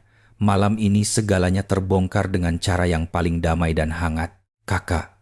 Laras meraih tangan Kirana dengan perlahan. Kehangatan mengalir dari telapak tangan Laras, mencairkan jemari Kirana yang selama ini membeku. Jangan sembunyi di kegelapan sendirian lagi, Kak. Kakak bukan orang jahat yang harus dihukum. Kakak adalah pahlawan yang melindungi kami. Ayah di atas sana pasti bangga sekali punya penerus seperti kakak. Laras menyeka air matanya dan tersenyum cerah. Senyum yang begitu identik dengan senyuman Sersan Mayor Bima. Kakak masih ingatkan janji kakak sama ayah. Kakak janji mau jadi pelatih bela diri buat putrinya. Anak-anak panti asuhan rumah malaikat sangat menantikan kedatangan kakak. Ajari kami, Kak. Bukan sekadar teknik berkelahi, tapi ajarkan kami keberanian untuk melindungi diri sendiri dan membantu teman yang lebih lemah. Kekuatan kakak jangan lagi dipakai untuk menghancurkan, tapi untuk membangun harapan. Pada detik itu, tembok es raksasa yang selama ini memenjarakan hati Kirana hancur tanpa suara. Ia menyadari satu hal, perangnya tidak berakhir saat naga hitam musnah. Perang sesungguhnya baru saja usai malam ini, tatkala ia menerima genggaman tangan dari pengampunan dan kasih sayang tulus. Kemenangan yang sejati bukanlah tentang membinasakan musuh, melainkan berani merengkuh kehidupan dan terus hidup bersama apa yang telah kita lindungi. Air mata panas mengalir deras dari pelupuk mata Kirana. Untuk pertama kalinya sejak ia meninggalkan militer, ia menangis. Bukan karena sedih atau amarah, tapi karena kelegaan dan rasa haru yang tak tertahankan. Ia terisak seperti anak kecil, membiarkan beban kemanusiaannya larut dalam tangis. Laras memeluknya erat, menenangkannya dalam diam.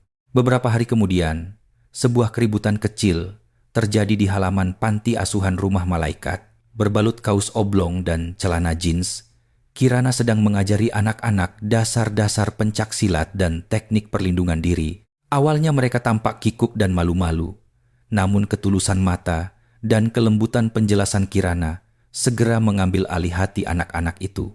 Nah, yang paling penting itu bukan seberapa kuat otot kalian. Gunakan kekuatan lawan untuk melindungi diri kalian. Dan ada hal yang jauh lebih penting dari itu. Berjanjilah untuk tidak pernah menggunakan teknik ini buat hal buruk. Kalian harus punya keberanian untuk berjanji soal itu. Siap, Bu Guru. Balas anak-anak serempak dan bersemangat. Laras dan suster kepala yang memperhatikan dari pinggir halaman tak bisa berhenti tersenyum. Di wajah Kirana pun kini terukir sebuah senyuman tenang dan lembut yang belum pernah terlihat sebelumnya. Dia bukan lagi Aruna, sang Dewi Fajar yang tersesat di tengah gelapnya malam. Bersama gematawa ceria anak-anak panti, ia akhirnya menyambut fajar kehidupan barunya. Kisahnya tidak akan diabadikan sebagai mitos kepahlawanan, karena ia sendiri tidak mendamba gelar pahlawan. Ia hanya ingin menjadi seorang teman setia yang memenuhi janjinya kepada mendiang rekannya, menjaga senyum anak-anak, mengabdi sebagai guru yang hangat, dan tumbuh menua sebagai kakak asuh yang penyayang di sisi mereka. Kekuatan sejati bukanlah kemampuan untuk memusnahkan dunia, melainkan cinta yang setia, melindungi sebutir benih rapuh hingga ia mekar menjadi bunga. Dan lewat hidupnya sendiri, Kirana perlahan sedang membuktikan hal itu dalam keheningan yang penuh makna. Di bawah langit Jakarta, malamnya yang panjang dan gulita telah berlalu. Akhirnya, sang mentari pagi yang terang benderang menyingsing membawa harapan baru.